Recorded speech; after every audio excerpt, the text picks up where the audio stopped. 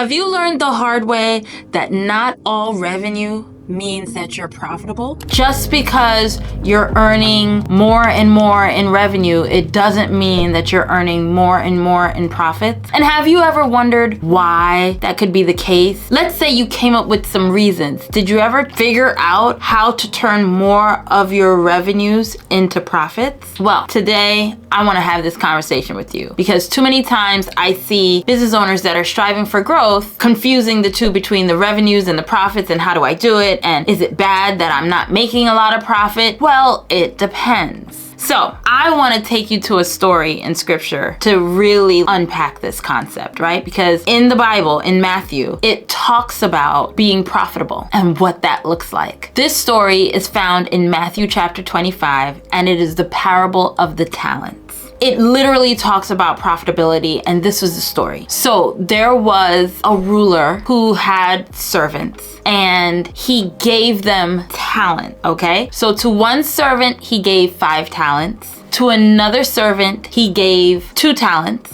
And to another servant, he gave 1. And so he went off into a far country, as it says in the scripture, he went off into a far country and left the servants to do as they will. And so the servant that had 5 talents decided to trade his talents, and he ended up with another 5. So he doubled. He ended up with 10 talents. He doubled what he was given. The servant with 2 talents did the same, and he doubled. So now he had 4 talents. But the servant who had 1 talent hid his talent in the earth. He buried it. And then after he buried it, he left it there to say, well, when my Lord comes back, I'll give it back to him. So after a long time, and it's so funny when I read these stories, it says after a long time. So after a long time, this ruler comes back and he is like, what happened? What did you guys do with what I gave you? And the servant with 5 talents said, look what I did. I traded it, I invested it, I ended up with double. So now I have 10. Oh, and then the ruler was like, thou good and faithful servant, you were faithful with little bit and now you'll rule over many, right? And then the other servant that had 2 talents said, me too, I doubled mine, now I have 4. The ruler was like, well done, good and faithful servant, you were faithful with a few, and now you'll be a ruler over many, okay? And then now it's the other guy's turn. You know what? I want to read to you what he said because I think it's actually interesting, right? When he came to see the one that had 1 talent, okay, this is the King James Version. He said, Lord, I knew thee that thou art an hard man, reaping where thou hast not sown, and gathering where thou hast not strawed. And I was afraid, and went and hid thy talent in the earth. Lo, there thou hast, that is thine. Pretty much what he was saying is, you're a rough guy, difficult, you want to reap where you didn't work for it and everything like that. And I was afraid, so I hid it in the ground. I guess the idea is I didn't want to lose it, I didn't want to make a mistake, whatever his reason behind it was. He made it seem like the ruler was so rough around the edges, I guess, that, I was afraid. Listen to the response. His Lord answered and said unto him, thou wicked and slothful servant. You gotta love the King James language. Wicked, slothful servant. Thou knewest that I reap where I sowed not, and gather where I have not strawed. Like you knew that already. This is not new news, okay? He said, thou oughtest therefore to have put my money to the exchangers, and then at my coming I should have received mine own with usury. The idea is you were supposed to invest it anyway. That's the point. I'm not supposed to have to work for everything. I have you for that. That's the idea. Now, he said, take therefore the talent from him and so he gives his whole judgment. But this is the part that I was like, wow. This is crazy. He goes, verse 30, he says, and cast ye the unprofitable servant into outer darkness. He got casted out into outer dark. Okay, how much does God not like profitability? That he casted out the servant into outer darkness. There shall be weeping and gnashing of teeth. Why am I bringing this up? Because profitability is a big deal, okay? Every time you turn around in scripture, God is like, be fruitful and multiply. If you look around you, everything, like trees are fruitful, they multiply. Forests are fruitful and they multiply. He is heavy on the multiplication, heavy on exponential growth, okay? So, lest we be cast out into outer darkness. I'm sorry. It's the way the King James versions talks about the languaging is just so poetically strong. But the idea is that he is big on profitability. That is something that I need you to be in the mindset of when you are growing your business, when you are looking at your revenues, how to make this profitable, how to multiply it. When you look at this concept, we have to adopt how this works. So how do we do that? Let's look at some case studies of today, right? I like to study big businesses and see how they applied these principles from the scripture and ended up, now they may not know that that's what they did, but that's what they did, okay? Principles work. So here it comes. So I was studying Amazon and I thought that this case study was just amazing. So hear this, what Jeff Bezos did. He wanted an online bookstore. As we know, right now, Amazon is like, what, in the trillions? What did he do? He was not profitable for the first few years. He just wasn't. What was he doing? It's not that he didn't make profit. So he made enough revenue that there was profit. What he did though was he reinvested the money back into the business to then fuel exponential growth of the company. That's what he did. So many times I have seen business owners, especially in the beginning stages, if they are profitable, they're so excited for the profits that they kind of spend it on things that don't really fuel their business's growth. So I'll give an example. I have seen if someone is a photographer and they're building out their business where they can take in clients, what they're doing is they're always buying new equipment. And yes, I do understand the concept of needing new equipment, but I also understand the concept of first growing your business so that you have enough clientele to support the new equipment that you bought, if that makes sense. So Jeff Bezos kept putting the money back into the company over and over, and he grew his business into the billions, into the trillions. Like, that's how he did it. So it was a while before he was profitable, before it showed his profits. Here's another example. One of the people that I know, what he does is he'll literally like create his marketing budget. Let's say he took some revenue and he put aside some marketing budget for marketing. And now he uses that on Facebook ads. He uses that on, you know, whatever ads he needs to use it on. And when the people purchase the training really is like a paid training.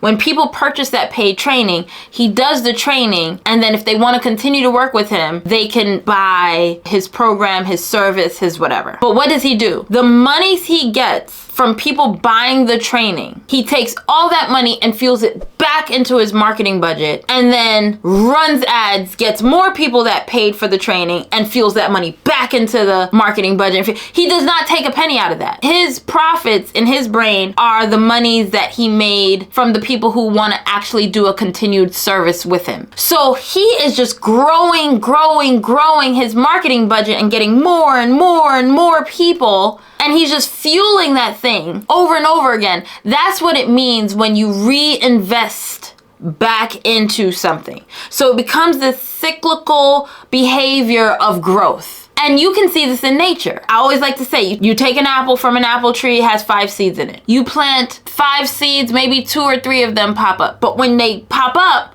and they grow, how many more apples are you gonna get? Hundreds and hundreds more apples, exponential growth. And then you take those seeds and you plant it back and you get more and more exponential growth. It's the same concept, the reinvesting. It's like in the forest. The trees go up, the leaves fall down, feed the earth for more trees to pop up. That constant cycle of growth is so important, and we need to tap into that same concept in our actual businesses. That is what will make our growth profitable in the end.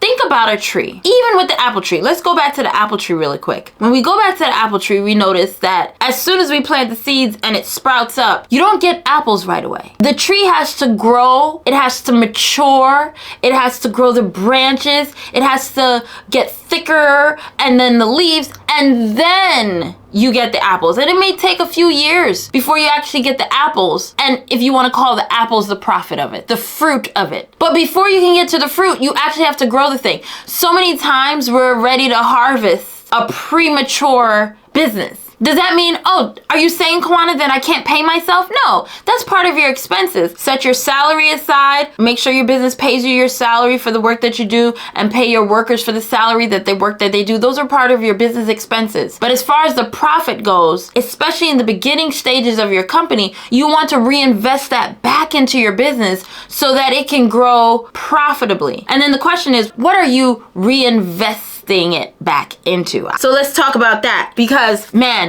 this is what is going to grow. So what did Jeff Bezos fuel his profits back into? What was he investing in? He was investing in customer acquisition, technology and innovation, infrastructure. Hello, the structure of your business, the processes, the automations, the business operations, and logistics and marketing and R&D. This is what he was fueling. Why? Because he understood that the business grows bigger when you have more clientele. The more clientele you have, the more infrastructure you need to be able to support them so that you can retain them, right? In order to do that without having to use so many people, you have to leverage technology. So this is what he was funneling the money back into: customer acquisition, technology, and infrastructure. And that is what we need to pay attention to when we're trying to grow our business. My mentor said many times when he starts working with businesses and he helps them with their pricing and he helps them with their sales pitch and he helps them with all of that, if they have a large audience, they will crush the game. They will bump up their price, they will sell better and all that, and their customers will be like, yeah, that's what we wanted, and they'll pay them. But then the well runs dry. Why does the well run dry? Because they weren't focused on acquiring more and more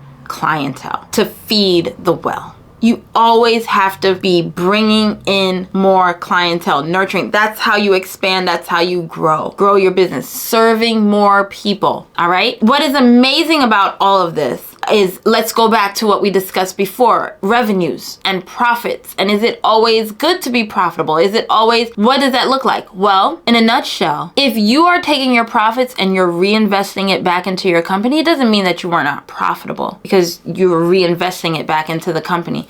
But I do believe that's a wise move for growth so that you have a strong company that can weather the storm. Here's what's amazing about what happened with Amazon. When the .com bubble came, when they were going through some economic shifts, Amazon was able to weather the storm because they were able to outspend their competitors with their customer acquisitions and things of that nature. They were able to branch out into different areas, diversify, not just selling online books, but now selling products. They were able to offer for outside sellers to come and sell using their platform. They were able to make these decisions because they had enough fuel to continue to grow the business, even when it was difficult. They were able to have the resources to pivot. When you don't grow your company, you don't even have the resources to pivot during a downtime, during an economic shift. And this is why it's so important. You don't want to pick your apples too early. You don't want to chop down the tree thinking that the apples aren't coming and it's a bad tree. What you need to do is just focus on growing that company. When it's time for the fruit to come,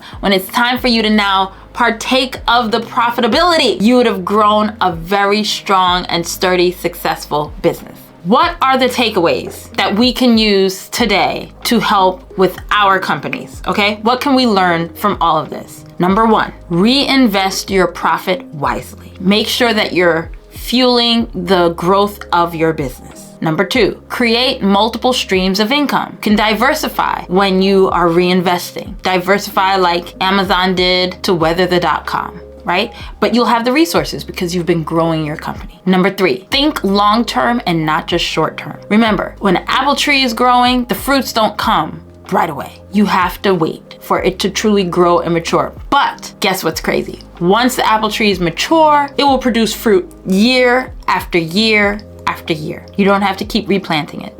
So it's worth the wait. And that is how it is when you're building big business. It is worth the wait. And until next time, see you in the next video.